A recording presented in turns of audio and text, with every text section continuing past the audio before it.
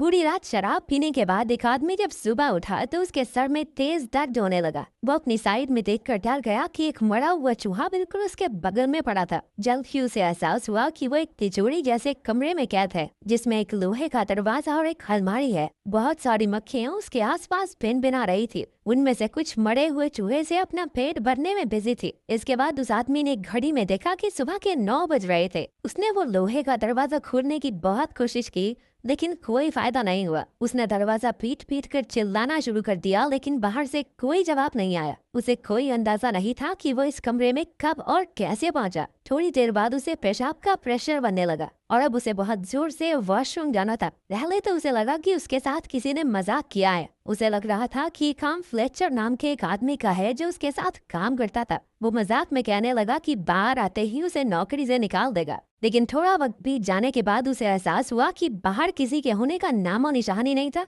उसने जेब से अपना फोन निकालकर फ्लेचर को कॉल लगाई, लेकिन वहाँ सिग्नल ही नहीं थे। इसका सीधा मतलब ये था कि बाहरी दुनिया से उसका संपर्क पूरी तरह टूट चुका है। उसने कमरे में मौजूद उस लोहे की अलमारी को भी खोलने की कोशिश की, लेकिन वो भी पूरी तरह बंद थी। कमरे में चलकर उसने छिपे हुए कैमरे भी ढूंढने चाहे, लेकिन वहाँ ऐसा कुछ नहीं था। अब उसकी समझ में कुछ नहीं आ रहा था और धीरे धीरे उसका चिड़चिड़ापन गुस्से में बदलने लगा। उसने जोर जोर से अपने कलीग्स पर चिल्लाना शुरू कर दिया। गुस्से से भरकर उसने अपनी बेल्ट उतारी और लोहे का दरवाजा पीटने लगा। कुछ देर बाद वो थक कर रुक गया, क्योंकि उसने एक दिन से कुछ खाया भी नहीं था। उसने चिल्लाकर कहा कि अगर उसे बाहर नहीं निकाला तो वो सबको पुलिस के हवाले कर देगा, लेकिन फिर भी बाहर से कोई जवाब नहीं आया। पूरा एक दिन बीत गया था। अब उसने नींद से उठकर अपना फोन चेक किया, लेकिन फोन भी उसके हाथ से छूटकर नीचे गिरकर टूट गया। वहाँ ना खाना था ना पानी, इसलिए जिंदा रहने के लिए उसे कुछ तो करना ही था। उसने अपना जूता उतारा और मजबूरी ने उसी में पेशाब करके पी गया। अकेलेपन और भूख की वजह से अब वो पागल सा होता जा रहा था। अचानक उसे ऊपर लगी ट्यूबलाइट ने एक चाबी दिखाई थी। उसने तुरंत लाइट तोड़कर चाबी बाहर निकाली। उस चाबी की मदद से वो लोहे की अलमारी खुल गई, जिसके अंदर उसे प्योर ऑक्सीजन के 2 कैंस और 6 हथौड़ी जैसे कुछ औजार मिले। उसमें औजारों की मदद से वो लोहे का दरवाजा तोड़ने की कोशिश की, लेकिन दरवाजे पर एक खरोंच तक नहीं आई। वो वेल्डिंग मशीन के जरिए दरवाजे को जलाने लगा, लेकिन उसे उसका इस्तेमाल नहीं करना आता था। वेल्डिंग गन की आग देखकर उसे एक आइडिया आया। उसने आग का इस्तेमाल करके फायर अलार्म को ट्रिगर करने का प्लान बनाया, जिससे उसे थोड़ा पानी नसीब हो जाए। लेकिन बदकिस्मती से वो अलार्म नकली निकला। इसके बाद उसने 6 हथौड़े से दरवाजे का ताला तोड़ने का प्लान बनाया, लेकिन वो दरवाजा इतना मजबूत था कि उसे तो दया तक न तोड़ पाए। भूख और प्यास से बेहद परेशान होकर वो डिप्रेशन में जाने लगा। उसने अपना गुस्सा निकालने के लिए अलमारी को जोर जोर से पीटना शुरू कर दिया, लेकिन कुछ देर बाद वो फिर से शांत होकर बैठ गया। तभी उसे दीवार में एक छेद दिखाई दिया। वो तुरंत 6 हथौड़ी लेकर उसे तोड़ने लगा। वो वहाँ सुरंग बनाकर बाहर निकलने की फिराक में था।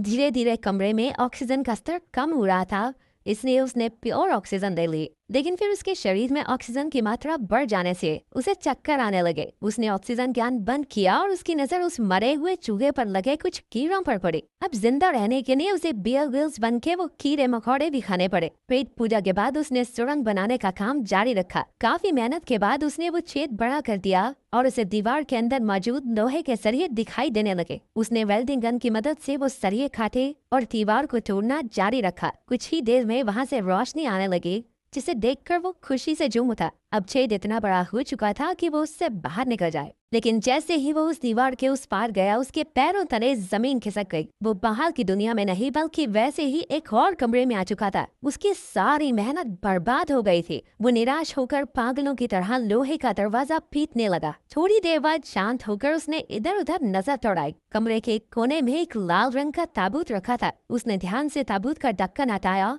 और उसके अंदर एक सुंदर सी लड़की को देखकर उसकी आंखें खुली की खुली रह गई। वो मरी हुई तो नहीं लग रही थी, तो शायद गहरे नींद में सो रही होगी। जब उस आदमी ने लड़की को जगाया तो वो बुरी तरह से डर जाती है। जब उसने उससे बात करने की कोशिश की तो पता चला कि वो एक दूसरे की भाषा नहीं समझते थे। वो लड़की डरकर उसी के पुराने कमरे में जाकर छिप गई। उस आदमी ने उसे कुछ भी समझा पाने की ताकत बची ही नहीं थी, इसलिए उसने ताबूत में ही सोकर रात गुजारने का फैसला किया। लेकिन बीच रात में ही डरी हुई लड़की ने आकर उसे जगा दिया। उसने आदमी को सुरंग का काम जारी रखने का इशारा किया, लेकिन भूख प्यास की वजह से कुछ भी करना उसके लिए नामुमकिन था। इतने दिन काम करते करते उसके हाथों पर भी चोट आ गई थी और उसे अब आराम की सख्त जरूरत थी। उस लड़की ने खुद ही औजार उठाकर सुरंग खोदनी शुरू कर दी, लेकिन ये इतना भी आसान नहीं था। थोड़ी देर बाद उसे पेशाब आ गया और वो दूसरे कमरे की ओर भागी, लेकिन आदमी ने उसे वहीं रोक लिया। वो इशारा करके उसे कुछ समझाने लगा। असल में उसने 3 दिन से पानी नहीं पिया था और उस लड़की का पेशाब उसके लिए बेशकीमती था। थोड़ा हिचकिचाते हुए लड़की ने उसकी बात मानकर उसके जूते में पेशाब कर ही दिया। अपनी जान बचाने के लिए उसे ये वाहियात काम भी करना ही पड़ा। हालांकि वो लड़की उसकी भाषा नहीं समझती थी, लेकिन आदमी को देखकर वो ये समझ चुकी थी कि यहाँ जिंदा रहने के लिए क्या करना होगा। फिर आदमी उसे कीड़े खाने भी सिखाने लगा, लेकिन वो कीड़े खाने से साफ मना कर देती है। इसके बाद आदमी उस कमरे की दीवार पर छेद करने के काम में लग गया, लेकिन काफी वक्त लगे रहने के बाद भी वो छोटा सा ही छेद कर पाया। इसे देखकर वो लड़की निराश होकर रोने लगी।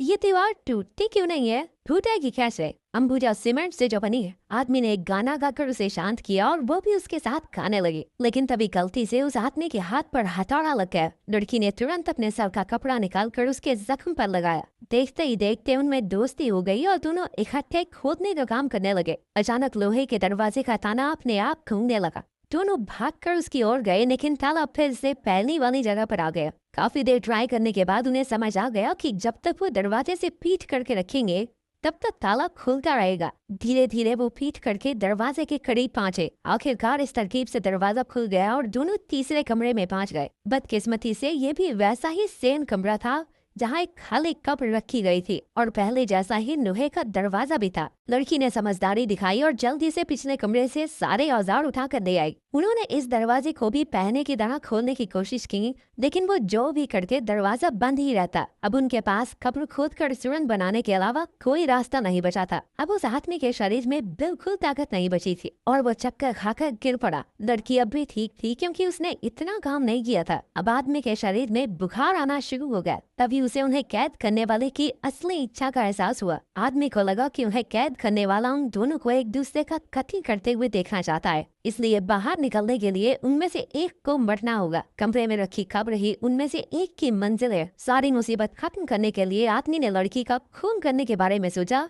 लेकिन वह ऐसा कर नहीं पाया। अब उसकी जिंदा रहने की सारी उम्मीद और इच्छा खत्म हो चुकी थी, इसलिए उसने खुद को ही कब्र में लेटा लिया और मौत का इंतजार करने लगा। लड़की ने उसे थप्पड़ और घूंसे मारकर जगाए रखने की कोशिश की, हालांकि आदमी में कोई हलचल नहीं हुई। उसने आदमी को कब्र से बाहर निकाला और उसे जमीन पर लेटाकर सुलाने लगी। अब वो भी सबसे तंग आ गई थी, इसलिए वो दरवाजे पर जाकर चिल्लाने लगती है, लेकिन बाहर से चूं तक की आवाज नहीं आई। अब उसे भी कोई रास्ता नहीं दिख रहा था। आखिरकार उसने अपने आंसुओं से आदमी की प्यास बुझाई। अगर वो मर गया तो वो भी ज्यादा देर तक बच नहीं पाएगी। कुछ देर बाद उसने अपने कपड़े उतारने शुरू कर दिए। बेहोशी की हालत में भी आदमी को समझ आ गया कि वो क्या कर रही है। लड़की के छूने से वो भी हल्का हल्का जागता रहा। जैसे तैसे लड़की ने पूरी रात उसे जगाए रखा। कुछ देर बाद दोनों थक कर जमीन पर सो गए। थोड़ी देर बाद जब आदमी की आंख खुली तो उसने देखा कि लड़की उसके पास ही सो रही थी। रेंगते हुए वो दूसरे कमरे तक गया और ताबूत से कपड़ा निकाल कर उसने लड़की को उठा दिया। इसके बाद वो कमजोरी से एक बार फिर बेहोश हो गया। अभी उसे ताले के घूमने की आवाज सुनाई दी।